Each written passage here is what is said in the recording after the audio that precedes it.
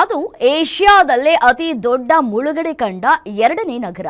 ಮುಳುಗಡೆ ಸಂತ್ರಸ್ತರ ಪುನರ್ವಸತಿಗಾಗಿ ವ್ಯವಸ್ಥಿತವಾಗಿ ನಿರ್ಮಾಣವಾದ ನೂತನ ನವನಗರ. ಆದರೆ ಈಗ ಅದೇ ನವನಗರದಲ್ಲಿ ಅನಧಿಕೃತ ಮಸೀದಿಗಳು ತಲೆ ಎತ್ತಿ ನಿಂತಿವೆ. ಹೀಗಾಗಿ ಹಿಂದೂ ಪರ ಸಂಘಟನೆಗಳು ಅವುಗಳ ತೆರವಿಗೆ ಒತ್ತಾಯವನ್ನ ಮಾಡ್ತಾ ಇದ್ದಾವೆ. ಈ ಕುರಿತ ಒಂದು ವರದಿ ಇದೆ, ಬನ್ನಿ ನೋಡ್ತಾ ಹೋಗೋಣ.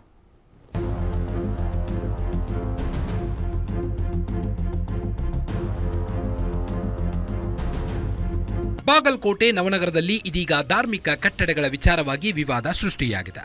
ನವನಗರದಲ್ಲಿ ಅನುಮತಿ ಇಲ್ಲದೆ ಶೆಡ್ಗಳಲ್ಲಿ ಮುಸ್ಲಿಂ ಸಮುದಾಯದವರು ಮಸೀದಿಗಳನ್ನು ನಿರ್ಮಾಣ ಮಾಡಿದ್ದಾರೆ ಎಂಬ ಆರೋಪ ಈಗ ಜೋರಾಗಿ ಕೇಳಿ ಬರ್ತಾ ಇದೆ.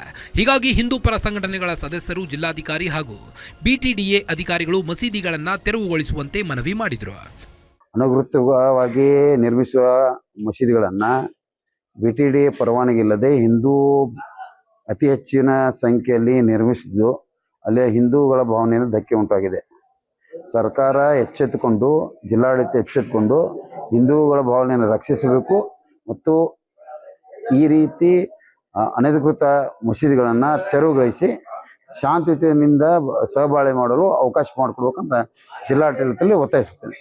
ಇನ್ನು ಅನಧಿಕೃತ ಮಸೀದಿ ತೆರವಿಗೆ ಒತ್ತಾಯ ಬೆನ್ನಲ್ಲೇ ಬಿಟಿಡಿಎ ನೀಡಿದ ನೋಟಿಸ್ ವಿರೋಧಿಸಿ ಮುಸ್ಲಿಂ ಸಂಘಟನೆಯ ಕಾರ್ಯಕರ್ತರು ಜಿಲ್ಲಾಧಿಕಾರಿ ಕಚೇರಿ ಮುಂದೆ ಪ್ರತಿಭಟನೆ ನಡೆಸಿದರು.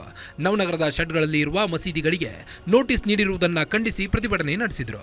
ನವನಗರದಲ್ಲಿ ಯಾವುದೇ ಅನಧಿಕೃತ ಮಸೀದಿಗಳ ನಿರ್ಮಾಣವಾಗಿಲ್ಲ ಎಂದು ಸ್ಪಷ್ಟಪಡಿಸಿದರು. ಶಾಸಕ ಎಚ್.ವೈ. ಮೇಟಿಯವರ ಅವಧಿಯಲ್ಲಿ 5 ಮಸೀದಿಗಳಿಗೆ ಅನುಮೋದನೆ ಸಿಕ್ಕಿತ್ತು.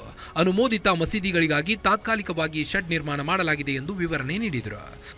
ಯಾಕಂತಂದ್ರೆ ಸದರಿ ಮಸೂತಿಯು ಬಿಟಿಡಿಎ 130-132 ಸಭೆಯಲ್ಲಿ ಶಾಂಕ್ಷನ್ ಆಗಿದಂತಹ ಮಸೂತಿಯ ಜಾಗ ಇರುತ್ತದೆ. ಸದರಿ ಜಾಗದಲ್ಲಿ ರಂಜಾನದ ನಿಮಿತ್ತ ತಾತ್ಕಾಲಿಕವಾಗಿ ಒಂದು ಶೆಡ್ ನಿರ್ಮಾಣ ಮಾಡಲು ನಾವು ನಿರ್ಮಾಣ ಮಾಡುತ್ತಿದ್ದೇವೆ. ಆ ಒಂದು ತಾತ್ಕಾಲಿಕ ಶೆಡ್ ನಿರ್ಮಾಣ ಮಾಡಿದ್ದನ್ನು ಇಲ್ಲಿಗಲ್ ಇದೆ ಎಂದು ಹಿಂದೂ ಪರ ಸಂಘಟನೆಗಳು ಬಿಟಿಡಿಯನ್ನು ಮುತ್ತಿಗೆ ಹಾಕಿರುತ್ತಾರೆ. ಇದು ಸತ್ಯಕ್ಕೆ ದೂರ ಮಾತು ಮತ್ತು ಸುಳ್ಳು ಇರುತ್ತದೆ.